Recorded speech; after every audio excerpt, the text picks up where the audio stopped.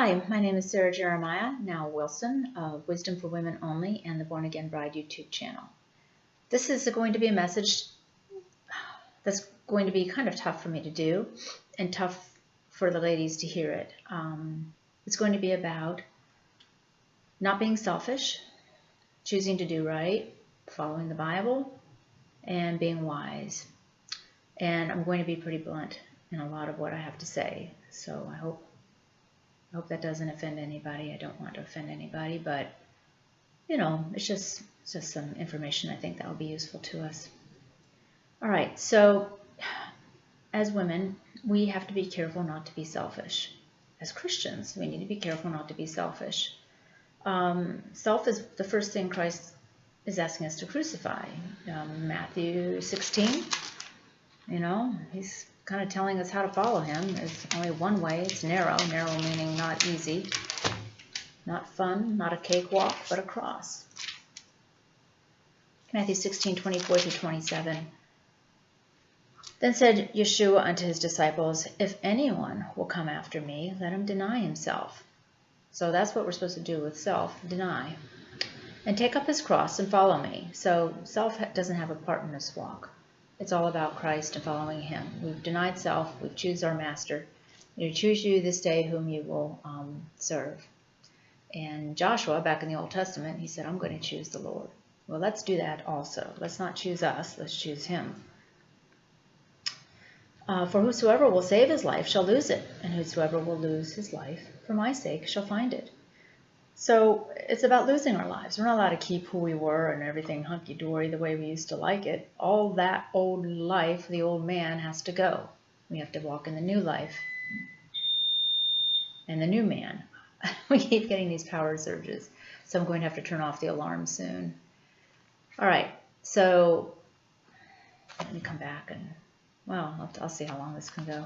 All right. What is a man profited if he shall gain the whole world and lose his own soul? For the Son of Man shall come in the glory of his Father with his angels, and then shall reward every man according to his works. Well, we hear a whole lot about not having works affect our ability to get to the kingdom. In the flesh, fleshly works will not get us to the kingdom. Absolutely true. But spiritual works will. We're supposed to be walking in the Spirit and not in the flesh. Romans chapter 8, verse 1. Actually, most of Romans 8, 1 through 13 anyway. So God is going to judge our works. In Revelation chapters 2 and 3, he says, I know thy works, about 7 times. So we need to be watching how we live these lives. We need to be living through the Spirit. Know ye not that the unrighteous shall not inherit the kingdom of God?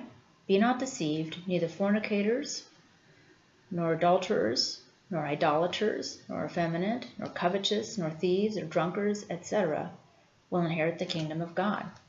So if we're having intimate relations with men who are not our husbands, we're idolaters, and by the way, Ephesians 5:1, God considers covetousness idolatry. So if we're coveting things, we're in idolatry.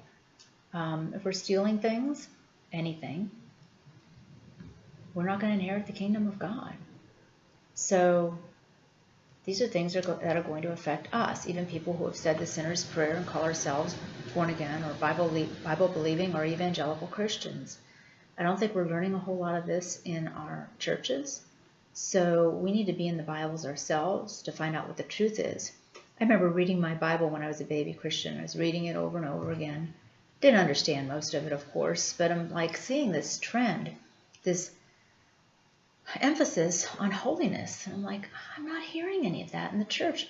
I don't understand it. How could Jesus be so wrong? I was so naive. I thought, maybe Jesus didn't know about grace and that we're saved by grace. And I didn't realize that, if he's in us and he could be holy, well, yeah, so are we supposed to be. I mean, God is not pleased with us walking around in the sins of the flesh. Well, we're supposed to have died to that, conquered flesh, conquered sin, and walking in his righteousness, holding his hand and being with him and doing what he does. So in 1 Corinthians, it's very clear that fornication is something we're not supposed to be involved in. Read 1 Corinthians chapter 7, We're supposed to be, in order to avoid fornication, we're supposed to be married. Got to go fix that. I'll be back to continue this.